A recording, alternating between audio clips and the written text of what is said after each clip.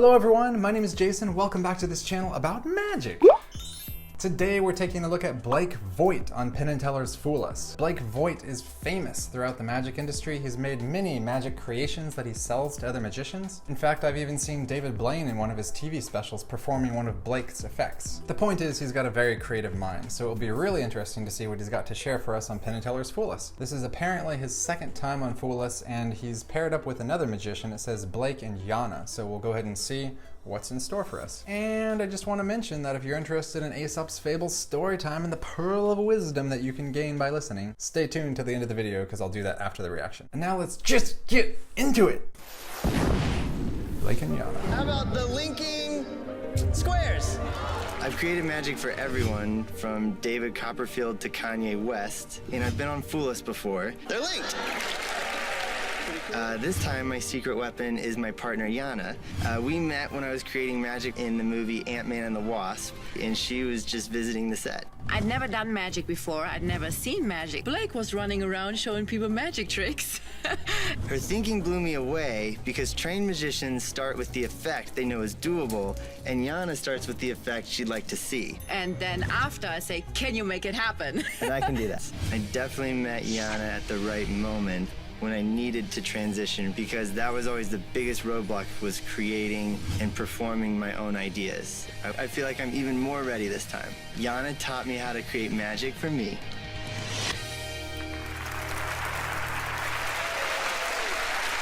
Please welcome Blake and Jana. Hello, everybody. It's an interesting setup. Hello. Allison, would you please help us? Thank you. Hi, nice to meet you. You need a phone, a key with a tassel, and some scissors. What do you have on you? I have a phone. Oh, well, that's convenient, because I brought some scissors and a key with a tassel on it. Typical magician, okay. There you go. Awesome. So the next thing is, I need you to take one object, place it on your head. One of those objects you're going to hold in your hand. And one you're gonna hand to Blake. Okay. Any order you would like. All right, I'll hand you the scissors. Okay. And one on your head. All right, Allison, so you place the key on your head, and your hand is your phone, and you gave me the scissors. Yeah. Because you see, before we came out tonight, we wrote down on a piece of paper what the perfect person would do with this question, and we wrote down they would have the key on their head, and their hand would be the phone, and the scissors would be with me. Awesome. Now I'm confident to move on with you. So you hand me the scissors and the key, please. Okay. And go over to Blake. Bring your phone over here. What we're gonna do, Allison, is would you please first make sure that your phone is on ringer? Yes. Okay, and it's turned all the way up. And go ahead and take it out of its case for me. All right. Yeah, that protective, nice case. Good, great, I'll take that from you. This is a danger act. What I have over here is an envelope, a replacement case. So I'll take your phone now. Oh, boy. Okay, so everybody can see Allison's phone going into the envelope, just like that. Yeah. All right, and I'm gonna seal it up in there so you can see it going in. All right, and if you want, Allison, you can actually reach up and feel it. Yeah. Is it in there? Yes. Okay, cool. So now what we're gonna do is I actually brought with me some other envelopes. So these envelopes have dummy iPhones in them. Okay. So they weigh and feel the same as your phone. So if I were to mix them, we wouldn't be able to tell which one's yours. Give the envelopes one mix so that nobody knows, and then take those envelopes over to Jana. Okay. Please join me. All right. Yes, awesome, right here, great. So you can see now we have 4 ropes. They go all the way up to this heavy industrial safes. And under those safes, we have 4 wooden boxes. Okay. So what I need you to do now is go over to these boxes and place the envelopes directly on them. Oh, boy. Go on. In any right. order you want. Come on over, place one here. All right. I actually felt more nervous about her taking her cell phone out of the case. I was like, oh no, the iPhone is slippery, you might drop that. But anyway, this is an interesting effect. Let's keep going. Yep, place one on each box. All right. Okay, so you can be anyone you want. And be conscious, your phone is in there. You can change your mind if you'd like. I mean, I changed my mind for walking over. Awesome, perfect, thank you so much. All right. Perfect. Great. Good work. So now, Perfect, great, good work. Somehow that stuck in my head. Anybody else? Or is that just me? Sorry for the interruption, let's go back to it. what we need you to do is if you look over to your left, there are 4 numbers. Yeah. 1, 2, 3, 4.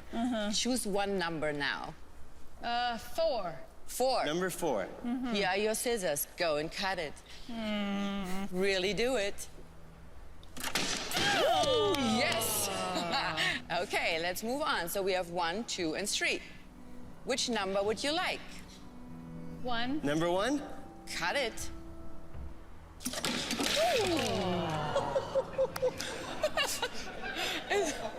Why are you laughing so hard? I'm so sorry. Quick question. You're doing great. You're Allison, doing when great. was the last time you backed up your phone?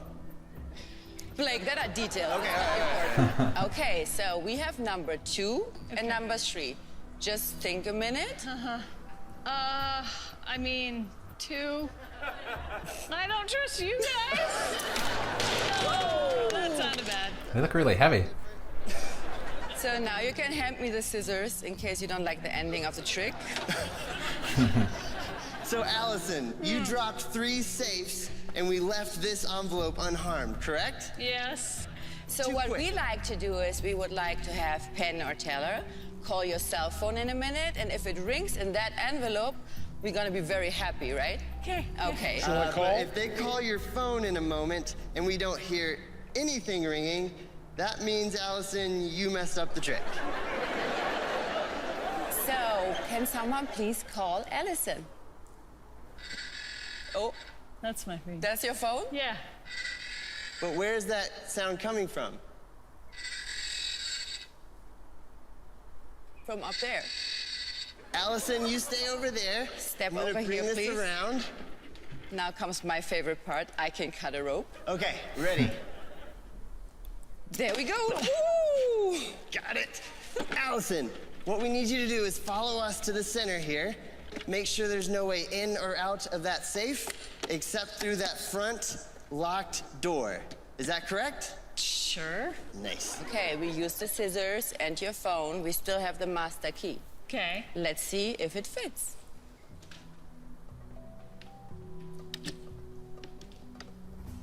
Do you see anything in there? Yes. Take it out. Is it your phone? Yes. Can you please show everybody? Awesome, you did great. Thank you. Hey, Blake and Jana. Okay, put the case back on there immediately. It's not safe.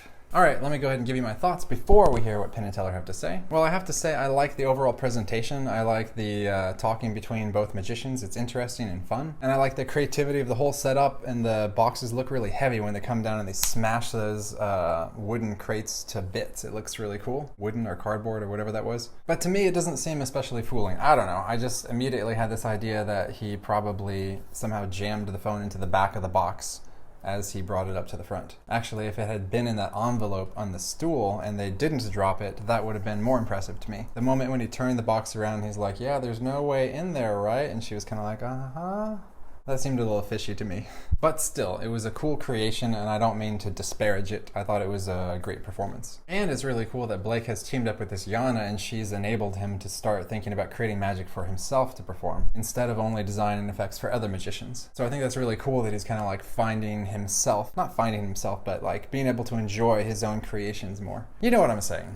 Also, at the beginning, he did that one other kind of magic effect where they showed the card and it showed that she had the tassel on her head, she gave the scissors to Blake, and she was holding her phone. I guess psychologically it makes sense that you don't want to keep the scissors because they're sharp, and a tassel should go on your head because you kind of think of like a graduation hat with a tassel. And her phone, of course, she'd want to keep that safe and have it in her hand. But that wouldn't be completely foolproof, so there was probably some other option if she did something differently. Anyway, that wasn't the main effect. That was just kind of like a bonus that they threw in there. Oh, and about the box, that's just my speculation and my guess. I don't know for sure. He stuck it in the back, but that was just my thought upon immediately watching it. Now, let's hear what Penn and Teller have to say.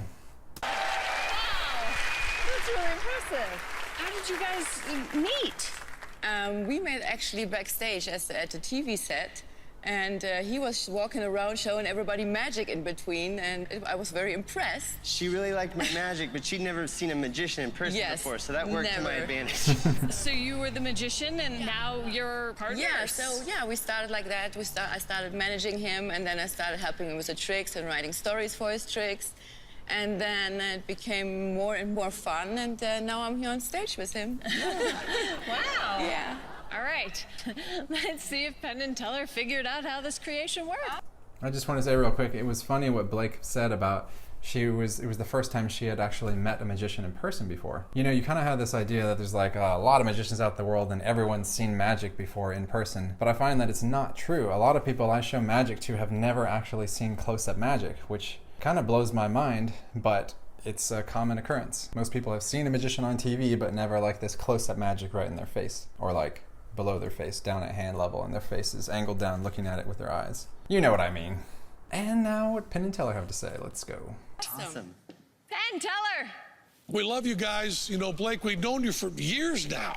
Love your stuff. We usually expect to see you working with little tiny pieces of paper. Yes. That's kind of your specialty. Yes, sir. And it seems like you've outgrown that. Oh, thank you. Now you work with full-size cell phones that you can't rip open and slide other little cell phones into and do all that sneaky stuff. There's no peeling involved. Exactly. So what I'm doing here is to try to avoid giving away this one. I'm actually giving away old tricks you did.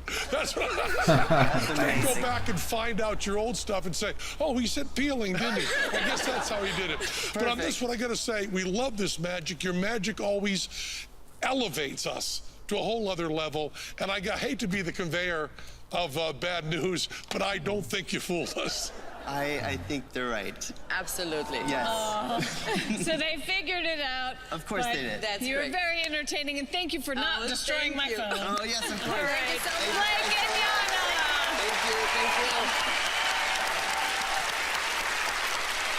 you. Okay, now let me give you my concluding thoughts. I was actually kind of sad to see that he didn't win the Fool Us trophy because Blake Vogt is such a big name in the magic industry that I think he deserves it. Is that a thing? Can I think he deserves it, or does he have to actually fool them? Yeah, I guess that's the way the show works. You have to fool them. Doesn't matter if you deserve it or not. Now I'm just babbling. But anyway, I really liked his performance. I really like him. As you can see, he's a very friendly, happy, fun, creative person. Hopefully he comes back again and tries to fool Penn and Teller another time. So what did you think about the box illusion with the safe smashing on top? Go ahead and leave a comment below telling me what you thought. And I'm really happy to see that Blake is starting to focus on doing more performances himself. He's a huge contributor to the magical arts, and you can count on seeing him again. And now it's time for Aesop's Fables story time, learning edition, whatever. This is chapter 136 for those of you following along, The Wolf and the Sheep.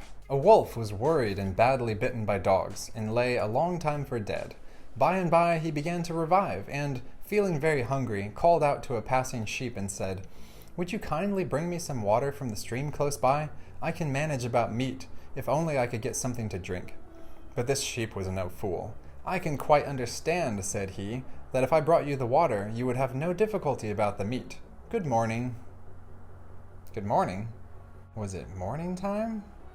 Alright, what's the moral of this story? There's no moral of the storyline, so we gotta figure it out ourselves. I guess you should be careful about helping someone who might immediately use your help to hurt you. Of course, we should be generous and help those in need, but you need to be wise about it. That's my takeaway. What about you? Comment below. Really, I like reading your interpretations. Some of you guys say things that did not even occur to me when I read the story, making me feel pretty stupid. But I like learning, so go ahead and tell me what you think. So that's it for this video. By the way, I'm reacting to 3 magicians from this episode of Penn and Teller's Fool Us, so make sure to click on my homepage so you can see the rest of those and you don't miss them. If you like the video, please destroy the smash button. Also, if you want to see more videos like this, subscribe, and you can click the notification bell if it pleases you. Lastly, if you'd like to connect with me in a more personal way, nothing inappropriate, feel free to check out my new Patreon, which I'll also link below. And that's it, so I'm going to go ahead and conclude this video with my snapping thing I always do.